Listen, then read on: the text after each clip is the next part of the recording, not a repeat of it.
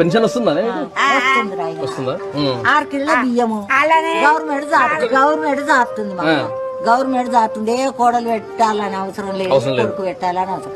2000 రూపాయలు చిల్లర ఖర్చు, 6 కిలోల బియ్యం సరిపోతున్నాయి. ఇంకెందుకు, ఇంకెవరు పెట్టాలి? టైం కొడుతున్నాయా పెన్షన్? పడుతున్నాయి గవర్నమెంట్ 4000 పింఛన్ చేస్తాడు. ఇక మా కొడుకులు అవసరం లేదు, కోడళ్ళు అవసరం చేస్తాడు. చిన్నగా ఒక్కొక్క పని చేసుకుంటాడు. రేవంత్ రెడ్డి అంటారు కదా, రేవంత్ రెడ్డిగా ఒక పని ఒకసారి చేస్తుండు, ఒక పని అంతా ఇడిచిపెట్టింది అంతా గిక్కొస్తుండు. మంచిగానే చేస్తుండు కానీ ఉండలేక తినలేక తిడతారు.